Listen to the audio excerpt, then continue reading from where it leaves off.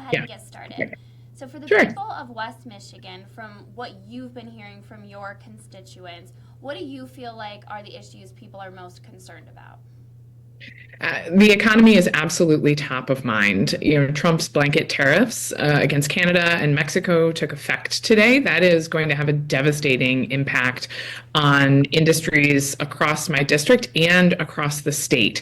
I've been meeting with stakeholders, throughout the week, and again this morning, from agriculture to manufacturing, the automotive industry, who are deeply terrified. Trump promised to lower costs for working families, and eggs are at an all-time high, and our small business owners and working families are not feeling any reprieve. In fact, prices are higher now than they ever have been.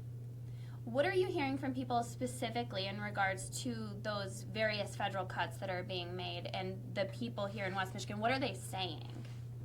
They feel really concerned about how it's going to impact their pocketbook. They are fully aware that these cuts are being made with a chainsaw and not a scalpel, and people get hurt when folks are wielding a chainsaw around, especially when it is Trump's top campaign donor, an unelected billionaire, who is also lining his own pockets at the same time with federal contracts.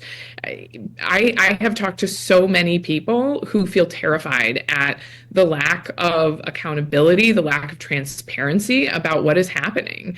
When the Trump administration, within the first week of their tenure, the second term in office, issued a memorandum stopping all federal funding, Medicaid portals in all 50 states were shut down. People couldn't access them. Critical federally qualified health centers couldn't get the resources that they need. It had a direct impact.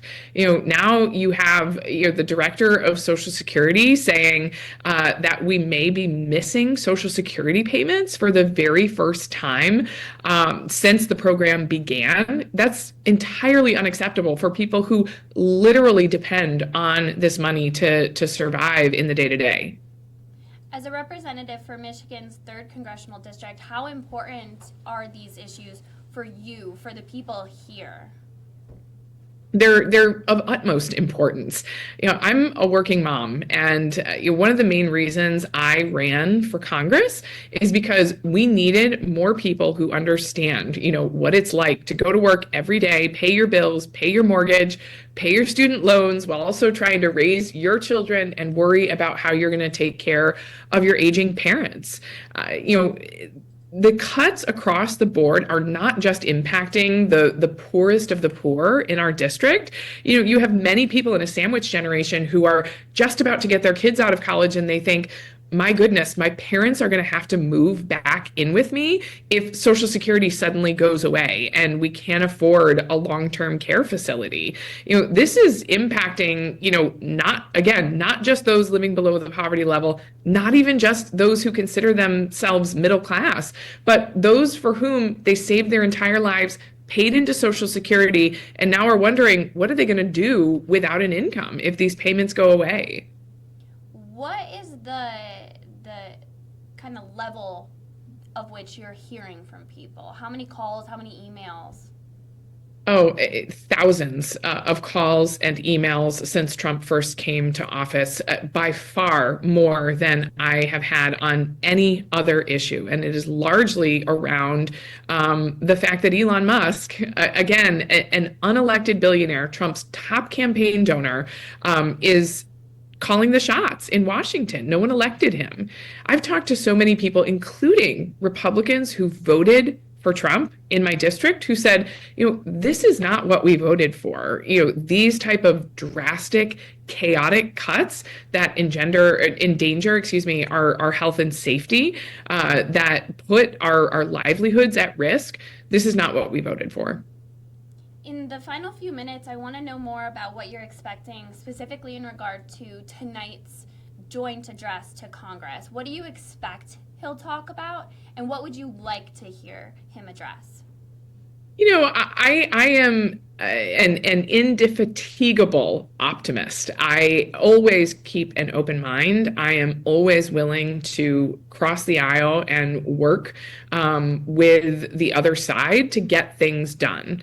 And so I want to keep an open mind, but we also need our lawmakers to be smart and savvy. And unfortunately, we have heard a lot of lies out of this administration, and a lot of dodging as well.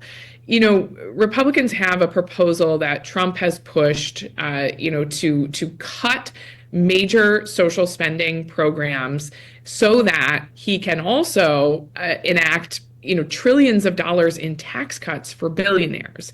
One thing Republicans have said is, well, we haven't mentioned Medicaid once in this proposal. You've got $880 billion in cuts going to the energy and commerce budget. It's impossible to enact that without cutting Medicaid. And also, Republican proposals have consistently mentioned cutting Medicaid. Now, one thing Trump and Republicans have tried to say is, well, we didn't specifically include it in the budget proposal.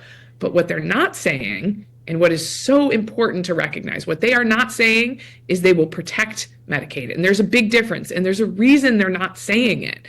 If they weren't planning to cut Medicaid, they would be out on every street corner doing every news show saying, we're not going to cut it. There's a very easy way to say it, and they're not saying it. So if Trump truly plans to save Social Security, to save Medicare, to save Medicaid, I hope that he'll say it unequivocally tonight, and I'll be listening for it.